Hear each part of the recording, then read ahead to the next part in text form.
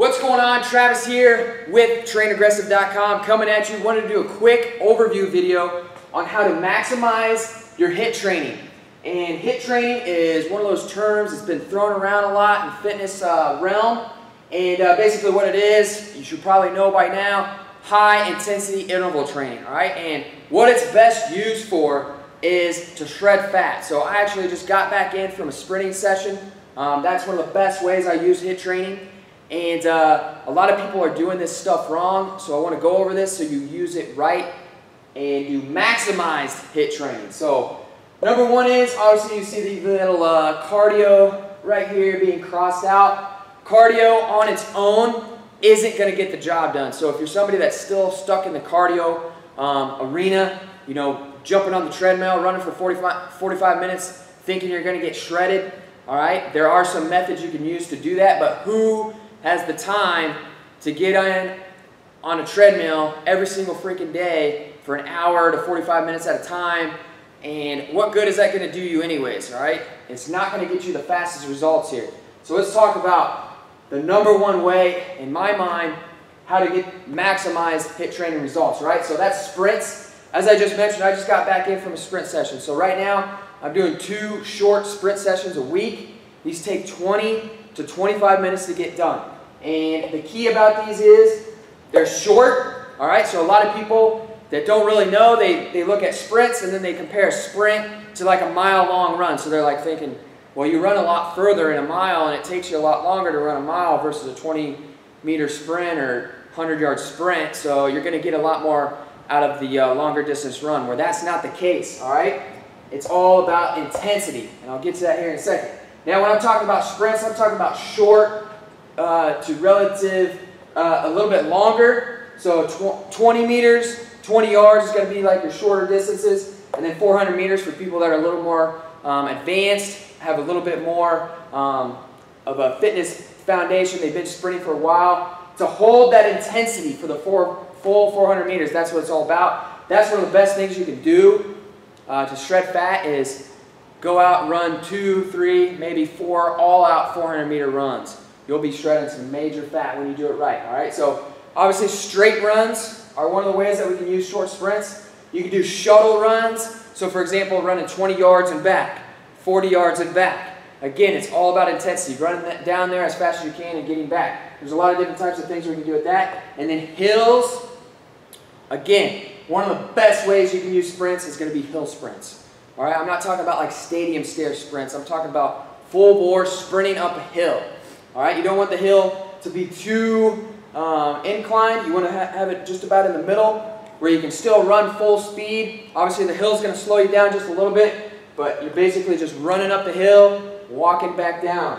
Okay, that brings me to my rest. Okay, this is a huge piece of the puzzle right here. If you're going to go short distances, that means that your intensity is going to be super freaking high. So you're going 110% ham for a very short period of time, which means you have to rest in between your reps. So if we're going to do 4 or 5 40-yard sprints, you're not going to sprint 40 yards, rest 10 seconds, and then sprint 40 yards again. Your intensity is going to drop too low by the time you start getting to your last few sets. So our rest here, depending on your fitness level, you want to rest anywhere from 30 to about 2 minutes. 30 seconds to about 2 minutes, all right?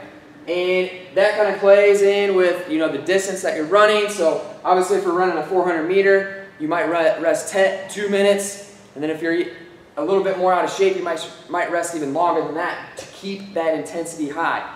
All right, that is the key. Intensity, intensity, intensity. So you're doing stuff that allows you to go as hard as you can possibly go for a short period of time. All right, so you want to keep the intensity very, very high. Now, one of the things a lot of people say a lot of times is, Travis, I can't get sprints in. What am I to do? All right, there's a lot of different alternatives. All right, and I'll go over a couple here.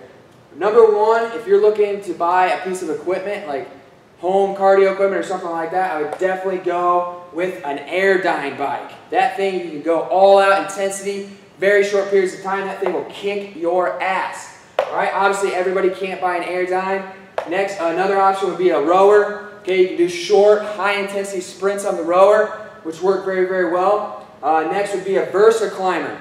So a Versa Climber, again, a great piece of equipment. takes up very little space, but again, these could be a little bit expensive. So those are some great pieces of equipment that you can get. Now, notice I don't have a elliptical machine on here. I don't have a treadmill. All right, those are not going to be your best options right there. If you have a treadmill, I'd actually recommend what I like to call dead mills. You don't even plug the treadmill in. Set it up at an incline and use your own force to move the belt.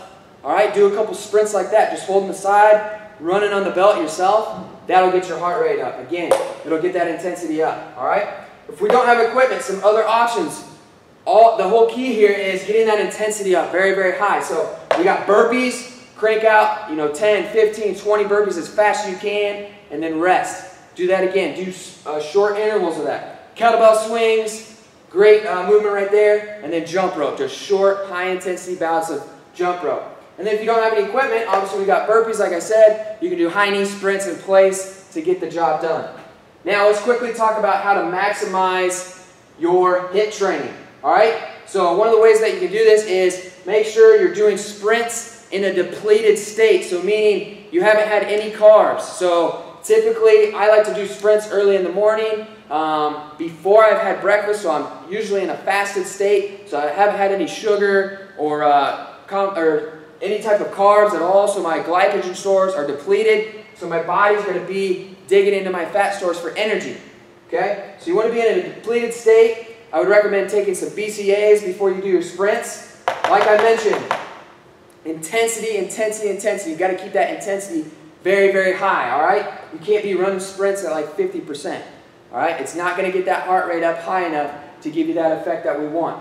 All right, now, I mentioned cardio. It isn't necessarily something that you should never do. If you want to maximize your cardio, and I'm talking about maximized cardio for fat shredding and transforming you into an athletic, person, use cardio after a sprinting session. So if you're going to go on a longer distance run, it's slow intensity, you can maintain that intensity for a very long time. Do your sprints first. So maybe do 10, 15 minutes of sprinting, and then go on your cardio, on your run afterwards. Or go like on a nice brisk walk. And do that in a depleted state, because when you do that, when you drop down the intensity of your cardio, then your body will start digging it into its fat stores as energy. But that only works if you're in a depleted state. So make sure you're in a depleted state. You don't want to do a bunch of sprints and then guzzle down, a Powerade or Gatorade or some sugar drink or even a protein shake, because now your body's going to be digging in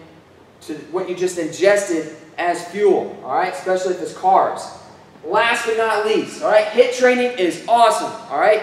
When used correctly. Most people abuse this stuff, and that's all they do. So it's all a bunch of high-intensity interval training. All right? If that's all you do, you're going to lose strength, you're going to lose muscle, and you're going to start getting skinnier, and you're not going to get as shredded and athletic as you want. So make sure you're following some sort of strength program along with it. This is the part that needs to be more controlled, more progressive in nature, and more programmed out. And that's what's going to help you build muscle, retain muscle, and become athletic and help you progress overall with your HIIT training. So there's a couple things about this. Take note and let me know what you think. Just make sure when you're doing your sprints or any type of HIIT training that you're going all out, balls to the wall, 110% ham. So keep living and training aggressive. Travis, I'm out.